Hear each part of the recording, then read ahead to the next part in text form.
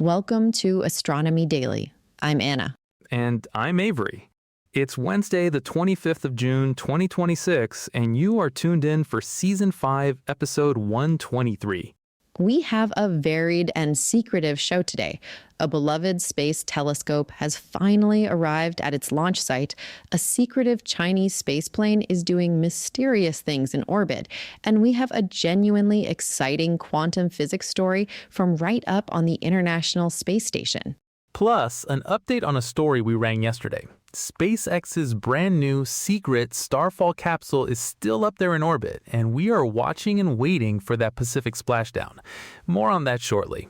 But first, let's get straight into the headlines.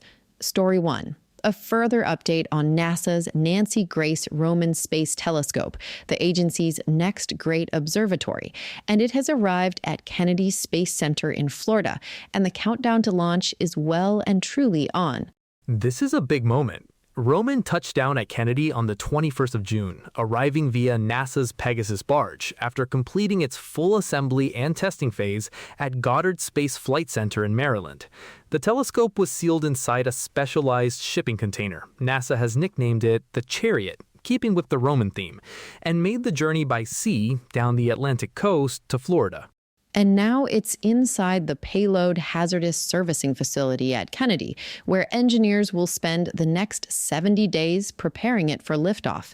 That work includes checking the solar panels, inspecting the thermal blankets, and crucially, loading the telescope's propellant tanks with around 290 gallons of hydrazine fuel. Now, that fuel load is worth highlighting. NASA has sized it to support at least twice the planned 5-year primary mission lifetime, meaning Roman could, in principle, operate well into the 1940s if the hardware holds up. The launch target is no earlier than Sunday, the 30th of August, on a SpaceX Falcon Heavy rocket from Launch Complex 39A, the same pad used for the Apollo Saturn V rockets. And this puts Roman 8 full months ahead of its previous schedule. The team has really delivered. Once it reaches its destination at the second Sun-Earth Lagrange point, the same neighborhood as the James Webb Telescope, Roman will survey the cosmos in infrared light. Its 300-megapixel camera covers a field of view 100 times wider than Hubble's per single exposure. That means it can map billions of galaxies, hunt for hundreds of thousands of new exoplanets, and probe dark matter and dark energy at a scale and speed no telescope has managed before.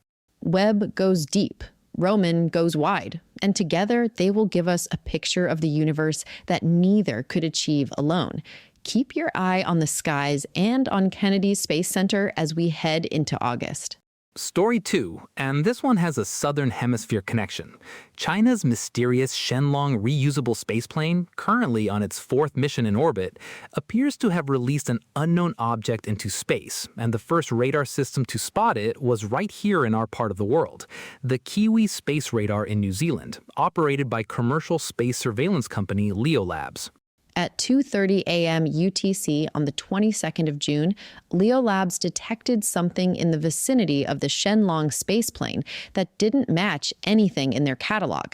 They followed it across their global radar network and confirmed with high confidence that it was released directly from the Chinese spaceplane.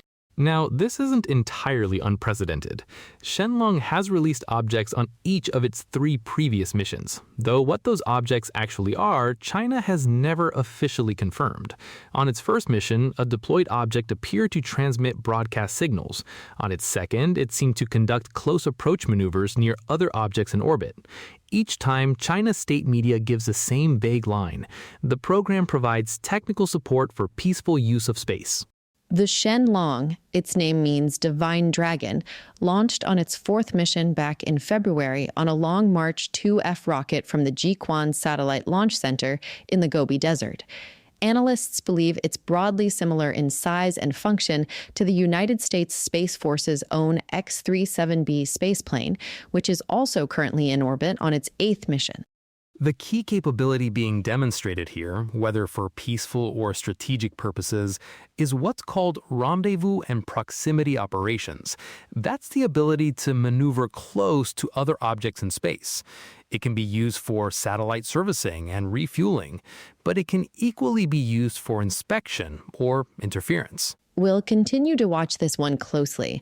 The radar network that first spotted this new object is based in Aotearoa, New Zealand, a reminder of just how important Southern Hemisphere space infrastructure has become in monitoring what's happening in low Earth orbit above all of our heads. Story 3 today, and we're heading up to the International Space Station for a quantum physics story that genuinely made us stop and stare.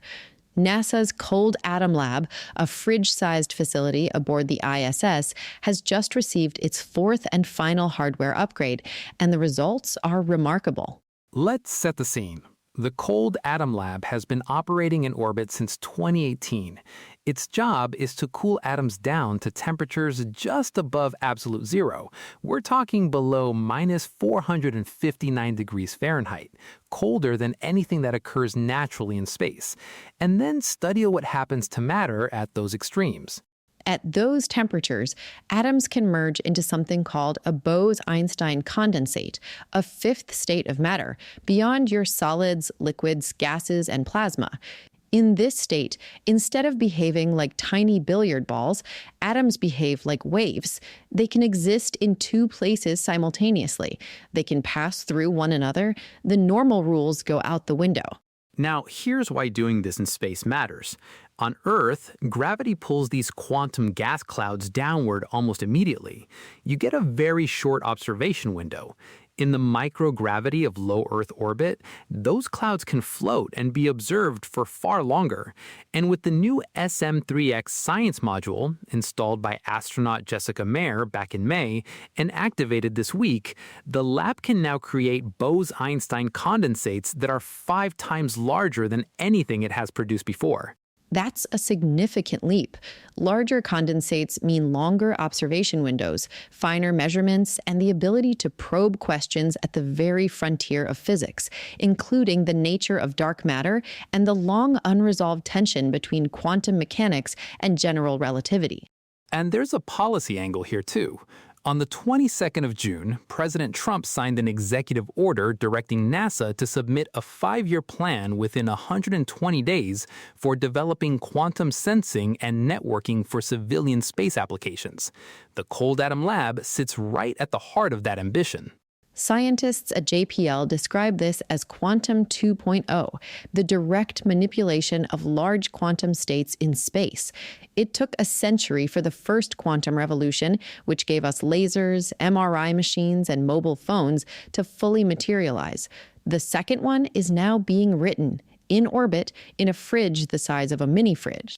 Story 4 brings us an update on Boeing's Starliner program, and while there's commitment on the surface, the details are sobering.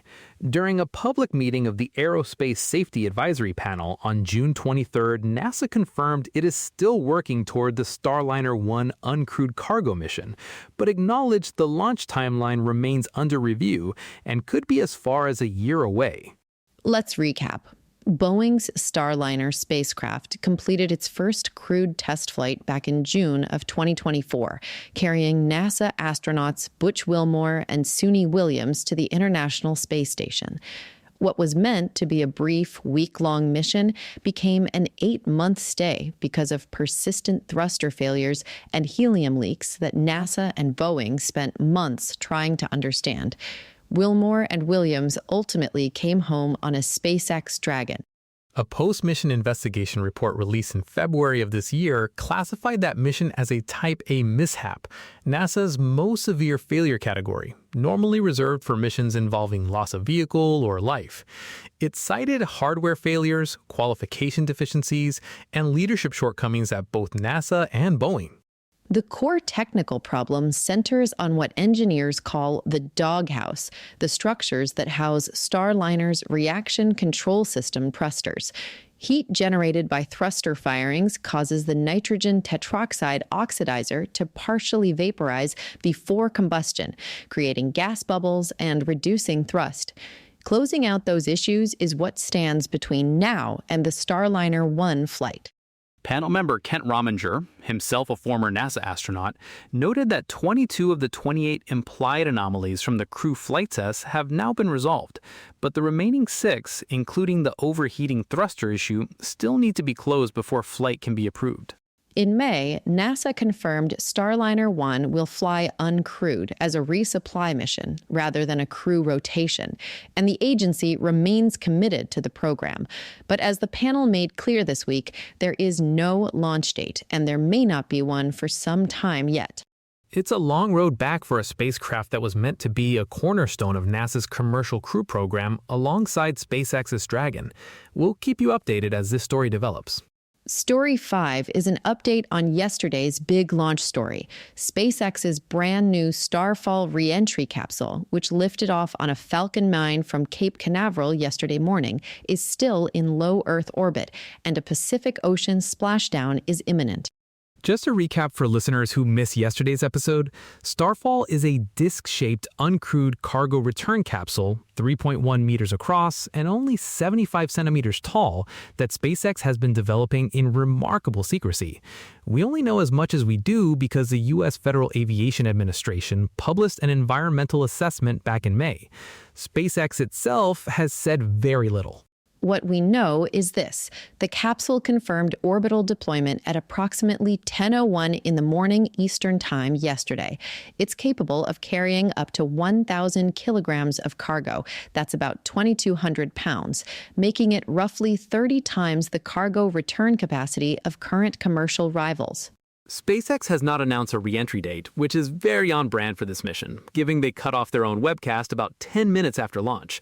But the FAA environmental approval covers 2 re-entry demonstrations, both targeting a recovery zone in the Pacific Ocean about 1,300 kilometers off the U.S. West Coast, with a recovery team standing by to retrieve the capsule by boat after splashdown. The bigger picture here is the market Starfall is targeting: in-space manufacturing, growing pharmaceuticals, fiber optics, and exotic alloys in microgravity has been a theoretical commercial opportunity for decades. The barrier has always been getting finished products back to Earth affordably. Starfall, backed by Falcon 9's reusability economics, could be the vehicle that finally cracks that open.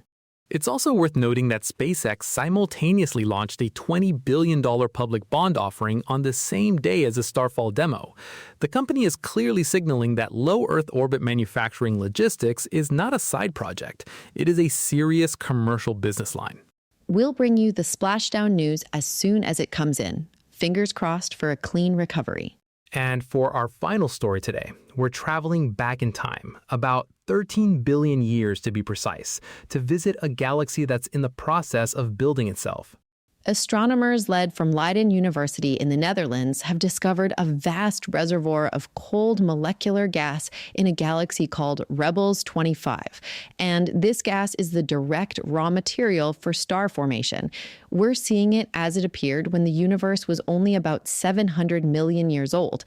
That's roughly 5% of the universe's current age. Now, to understand why this matters, here's a quick primer. Stars don't just appear from nothing. They form when enormous clouds of cold molecular gas, primarily hydrogen, become dense enough to collapse under their own gravity. The more cold gas a galaxy has, the more fuel it has to make new stars. Finding it is finding the engine. What makes the Rebels 25 discovery particularly exciting is its scale and its timing. The researchers found not just a little cold gas, but a genuinely massive reservoir, far more than would have been expected in such a young galaxy. This tells us that even in the infant universe, some galaxies were accumulating the raw ingredients for star formation on a grand scale. The team used what's called redshift measurements to find and study Rebels 25, essentially measuring how much the universe's expansion has stretched the light from the galaxy to redder wavelengths over its long journey to us. Higher redshift means further away, and further away means further back in time. It's one of those stories that puts the scale of things into perspective. The light we're studying from Rebels 25 left that galaxy about 13 billion years ago. The stars that formed from that cold gas reservoir, if any of them still exist, would be among the oldest in the universe. And somewhere in that distant galaxy, right now in its own reference frame, a star formation event is either happening or already long done. Cosmology never gets old. And on that beautifully mind-bending note, it's time to wrap up today's show. That's Astronomy Daily for Wednesday, the 25th of June, 2026. We're Season 5, Episode 123, and we are so glad you're here.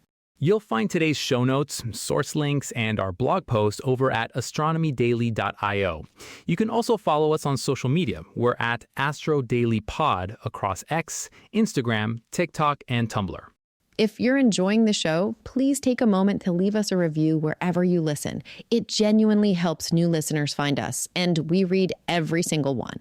Until tomorrow, keep looking up. Clear skies, everyone. Astronomy.